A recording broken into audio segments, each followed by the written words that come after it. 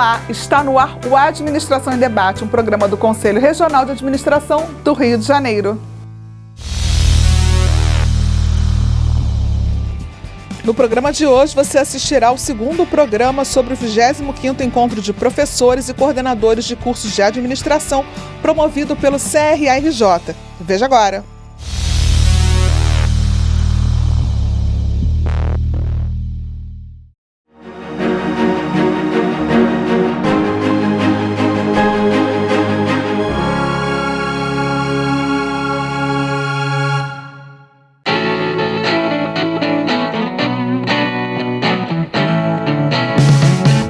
Você irá acompanhar alguns trechos das palestras dos 3 participantes do evento: a diretora da FGV, Mari Quimico, o diretor da Web Aula, Matheus Gadelha, e o presidente da Associação Nacional dos Cursos de Graduação em Administração, administrador Mário Moraes. Confira. A professora e diretora da Fundação Getúlio Vargas, Mari Quimico, pontuou o momento pelo qual a educação à distância está passando nos dias de hoje. Vou dividir com vocês a minha visão sobre a educação à distância como nada mais do que um reflexo de muitas mudanças que começam a se delinear agora e que se farão presentes nos próximos anos, não só no mercado, como no ambiente de trabalho. Eu acho que eu tenho uma leitura muito interessante para mostrar para vocês a respeito disso e que impacta a realidade nossa no dia a dia como professores de sala de aula. Mudanças que, a bem da verdade, estão relacionadas a mudanças geracionais. Os perfis dos atores que estarão presentes nesses novos cenários também estão mudando. Eles estão mudando.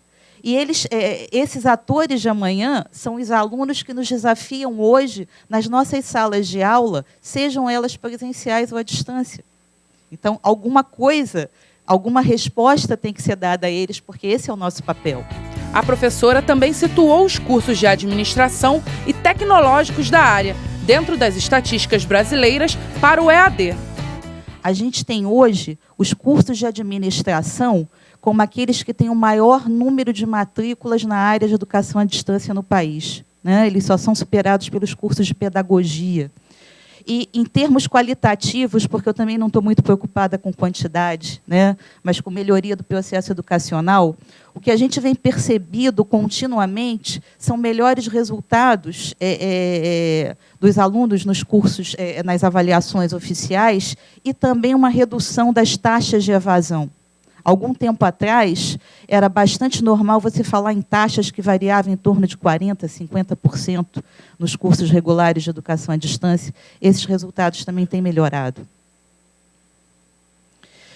Eu separei ainda do novo PNE, né, que foi aprovado com 4 anos de atraso, prevê 10% de utilização do PIB para a educação nacional, mas não tem legislações aprovadas ainda nos estados e nos municípios para o alcance dessas metas. Então, a gente continua na mesma, né? Vou chamar a atenção de vocês sobre alguma coisa. O professor Wagner falou dos recursos de financiamento e dos incentivos às instituições privadas, né, pelo FIES. O novo PNE, ele mantém essa mesma perspectiva, mas vou destacar aqui esse ponto. Esse incentivo vai ser estendido a cursos à distância, né? Isso impacta sobremaneira a realidade do nosso mercado, né? Porque esses recursos hoje são destinados a cursos de graduação que são presenciais. A maior instituição privada, não só do país, mas do mundo, ela utiliza hoje, ela tem 35% das suas receitas por conta do FIES. São 225 mil alunos que cursam a graduação presencial com recursos que são públicos, né? E existe a previsão de que esses recursos também serão estendidos para cursos à distância. Não só no que diz respeito aos cursos de graduação, mas também no segmento da pós-graduação estricto sensu. Tá? Então, eu acho que isso é alguma coisa para a gente pensar. O diretor da Web Aula, empresa responsável pela tecnologia de ensino à distância da Universidade do CRA-RJ, Centro de Educação Continuada Gilda Nunes, falou sobre o crescimento do mercado da EAD em todo o mundo. Quando a gente começa sempre a falar agora um pouquinho de ensino à distância, a gente tem sempre que começar mudando um pouco o paradigma, como o próprio tema da nossa apresentação fala. A gente fala hoje que a Web Aula já está na segunda geração do ensino à distância. A gente não fala mais em ensino à distância. A gente já está falando de educação mediada por tecnologia e a gente nem combinou isso, né? Então, o que isso quer dizer? A Web Aula hoje não é mais uma empresa só de ministrar cursos à distância. Ela é uma ferramenta, ela é um ERP, é um sistema de gerenciamento de todo o processo de ensino-aprendizagem. Então, nosso sistema mudou um pouco nesses últimos 2 anos e fez com que a gente tivesse essa mudança dessa abordagem. Matheus Gadelha também detalhou o projeto a ser desenvolvido pela Universidade Corporativa do CRA-RJ. O projeto CRA do Rio de Janeiro. Tá? O que a gente precisa entender muito bem aqui? Hoje, o CRA estava simplesmente disponibilizando alguns cursos e vendendo. A partir de agora, isso vai ser diferente. A gente vai começar numa primeira fase, disponibilizando esses 88 cursos, é esse o número, 80 cursos. Num segundo momento, a gente já vai começar a migrar conteúdo. Hoje já foram disponibilizados 3 cursos para a gente fazer essa migração de conteúdo. Esses cursos também vão ser ou disponibilizados ou vendidos nessa loja de cursos. Tá? E, paralelamente a isso, por isso que eu estou falando do Cloud Studio, também vai ser disponibilizado para toda a comunidade docente vinculada ao CRA o Cloud Studio. O que isso quer dizer? Que cada um de vocês também poderá gerar conteúdo. Esse conteúdo, de acordo com o modelo de negócio que foi desenvolvido individualmente entre cada um de vocês e o CRA, esse conteúdo poderá ou ser disponibilizado automaticamente dentro da nossa plataforma ou ser disponibilizado para venda dentro da loja de cursos do CRA.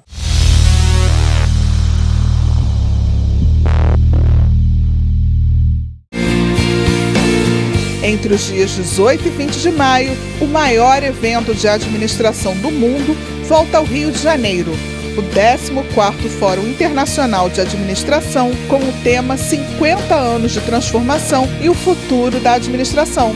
Acesse o site www.fia2015.com.br e faça sua inscrição para o evento. Mobilize outros administradores para que a participação desses profissionais possa deixar a sua marca na discussão de temas de tanto interesse para a profissão.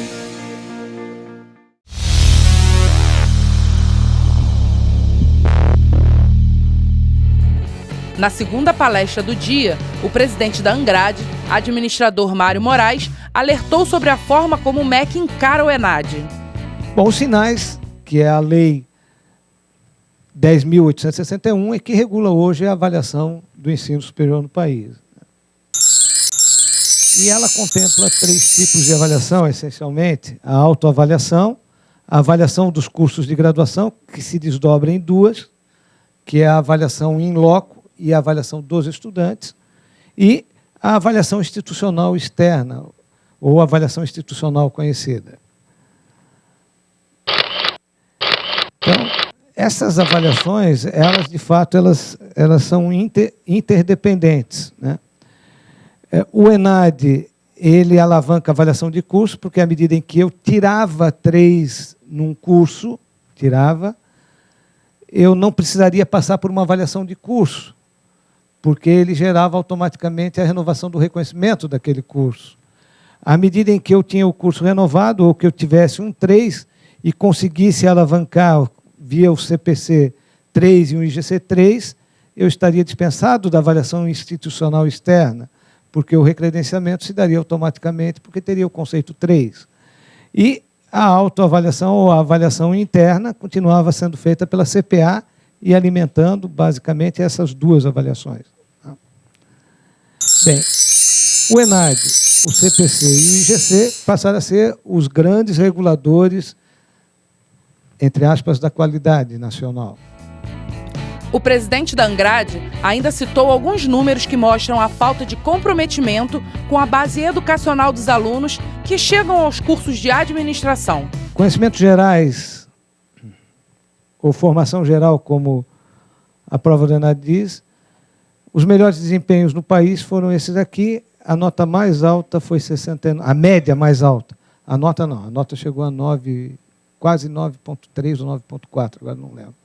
Porque eu tenho que entender a média da instituição, eu tenho ali 1 e tenho 9, então é essa oscilação.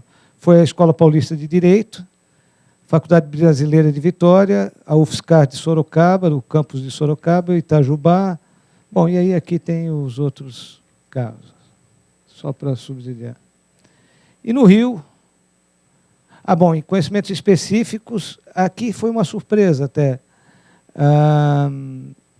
Nós temos o ângulo de Passo Fundo, que foi a nota mais elevada em administração em conhecimentos específicos, a média mais elevada, seguido do...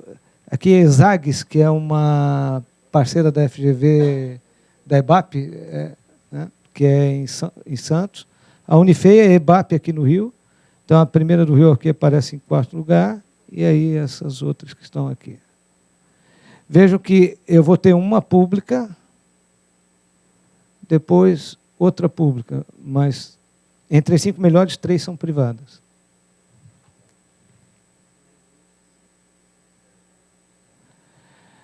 Bem, aqui é o Rio de Janeiro, então. Eu separei o Rio, essas são as 10 escolas com melhor desempenho no Rio. E aí aqui cabe uma outra constatação interessante. Entre as 10 eu tenho 1, 2, 3, 4 públicas. Se eu pegar o provão, eu vou verificar que pública eu tinha quase 8 ou 9, tinha 1 ou 2, ou às vezes 3 privadas. E está havendo uma inversão. As privadas estão em maior número agora.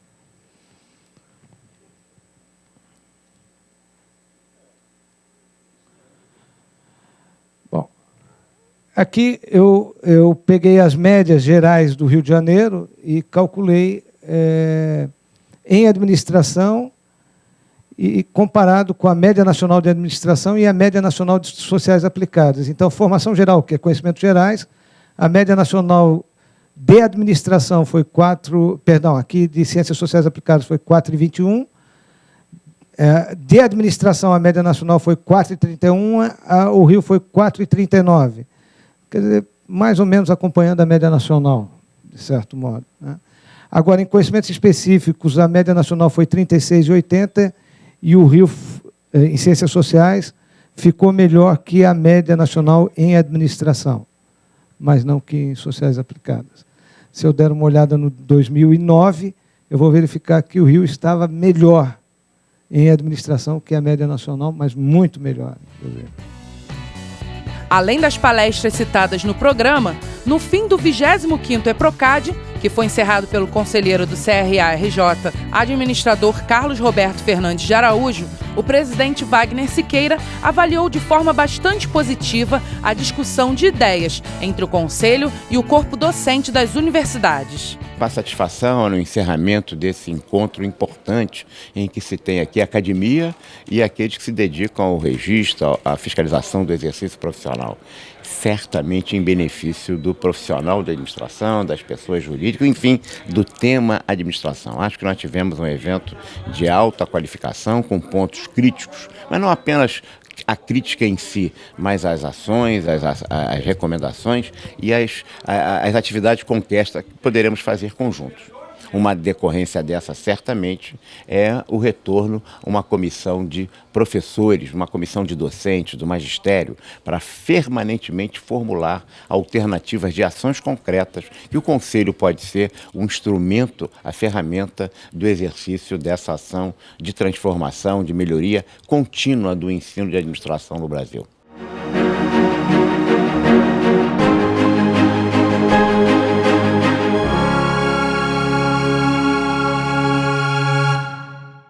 O Administração em Debate desta semana fica por aqui. Na próxima semana, um novo programa para você. Até lá!